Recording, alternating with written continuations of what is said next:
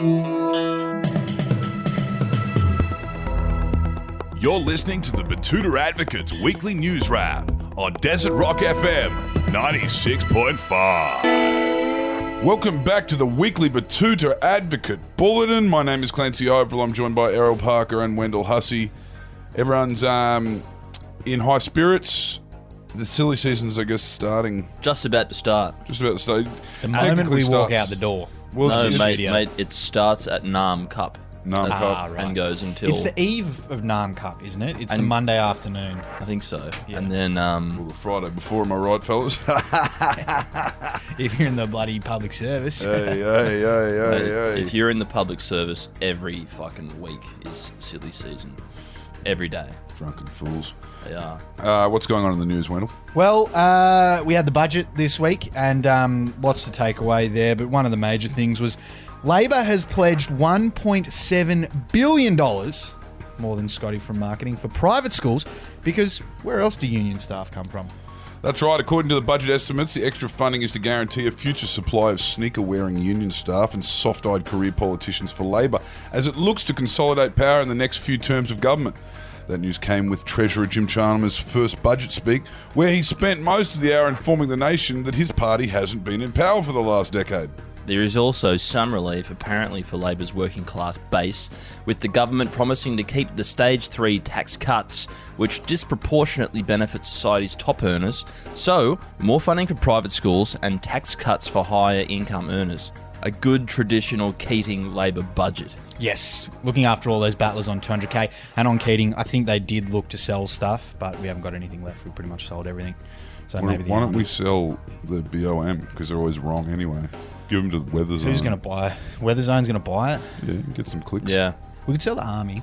There's an art bank collection, the government's art collection. We could flog all that off, the Pollocks. Did you know that when... Telescope? So just as a sidebar, did you know that when you're the Prime Minister, you've got full access to Art Bank? You can cover the walls of the Lodge and Kirribilli House with whatever art that you want. There are some absolutely timeless examples of... Frida Kahlo's. Everything, mate.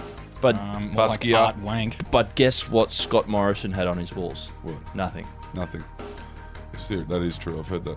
Why? I don't know. He prefers like... Because he doesn't like art, because he's a normal fucking dude. He's not. Yeah. He's from Sydney's eastern suburbs. Nah, mate. No, mate. He's from the bad Mate, part. everyone knows that art's just for From fucking the tough toffs. part. Yeah, Art is for toffs. It's art wank. You wouldn't even want a Banksy, as cool as that is. I'd just have framed jerseys and Hillsong posters, like a real fucking suburban king. I'll tell you what, I'd get every Brett Whiteley in Art Bank and I'd throw it into the pool at the Lodge. You'd probably get sectioned for that behaviour, but Would it'd you? be classic. Yeah. How much would that cost? Would that be like Millions. millions? Tens of millions. Just Stanley off through it. Yeah. I guess What? we could sell Here's Art one. Bank. What would you vandalise if you could vandalise one thing? I don't know. Probably just Parliament House, really. What about you? Probably.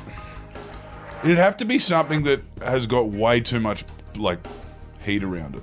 You know, like the Mona Lisa's too easy. You could put a Stanley through that. You mean art? Anything. Oh, and it can be anywhere as well. Doesn't have to be in Australia. Because the American Army already shot the nose off the Sphinx. That's a pretty high bar. What would you do? Yeah. Statue of Liberty would be pretty mad. Yeah, like take a limb off it. Yeah. Yeah. Something, or just take the hat off, crown.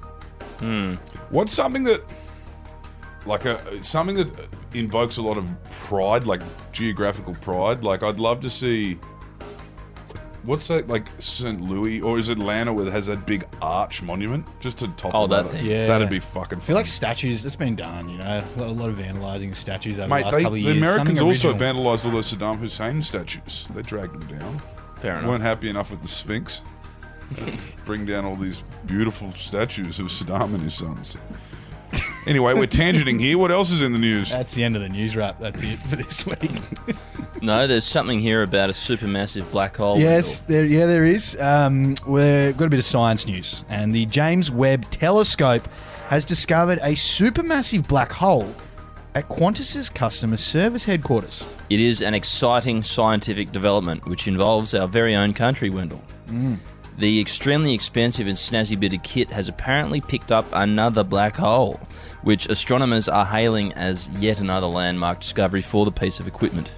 Yes, identified as being part of Qantas's headquarters, scientific researchers explain that the astronomical abyss, which has a mass billions of times the mass of the Sun, has undergone gravitational collapse in recent months, leaving behind warped regions of space from which nothing can escape, particularly any form of advice or service. Yes, I believe it's because of the job cuts and stuff all played into that. Maybe they'll discover your tab account as the next black hole, Errol. Oi, problem gambler! On the topic of sports, we've got hordes of incels who've never watched a quarter of netball suddenly being concerned for the game's future this week. Yes, the sport of netball has this week received support from an army of fans it never knew it had. This comes in the wake of the Hancock Prospecting and Netball Australia sponsorship scandal, with Gina Reinhart refusing to distance herself from her old man's genocidal comments, which were made when she was a 30-year-old working for him. And as a result of the $15 million hole in Netball Australia's books, groups of concerned blokes have decided to spend the week talking about how concerned they are about the financial decisions made by the game they've never watched. Not concerned enough to go and watch a game or to turn their TV onto the sport, very concerned nonetheless. Yes, I think they're identifiable as the kind of guys who comment on AFLW social media with snarky things about how far the ball gets kicked or what the score was, all that sort of stuff. True. Financial viability Yeah, like of real women's soccer, athletes all that sitting sort at of home. Yeah. Yeah. Covered in the big cheese fellas and on butter. the couch, yeah. Yeah, like people like your son, Clancy. Yeah, he's a bit of an indoor cat. Snapping socks I keep finding under the bed. Disgusting, mate. Father like Horrible son, stuff. anyway. All right, we'll finish it up. We do have another story on the netball saga. It was one that He did was a quite sock well. anyway. That did quite well on the internet. And the headline reads like this: having an issue with multi-billionaire mining elites who advocate for the genocidal sterilisation of an entire race of people.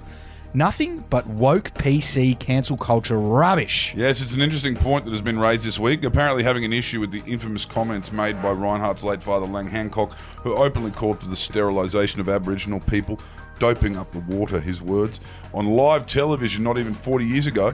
That is actually just snowflakes having a sook.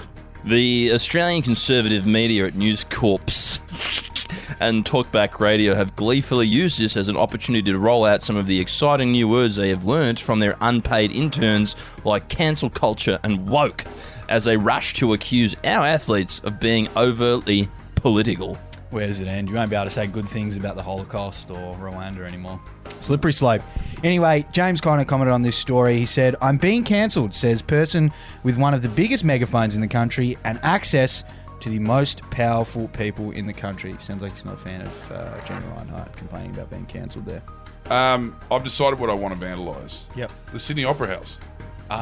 Just Tear down one of those sails. You know what you could do? You could put promotions for the Everest horse race on it. Oh my God. That actually improved it. But I don't know if that would be received that poorly if you vandalise the Opera House, because it's already been vandalised by public servants who got in the way of the architect's vision. No, Yeah, and so it true. got done by those anti-war war. people. Yeah. Yeah, that was good. They were wearing volleys. That's all you need. Volleys. No harnesses. The roofer's riding boot, eh? That's it.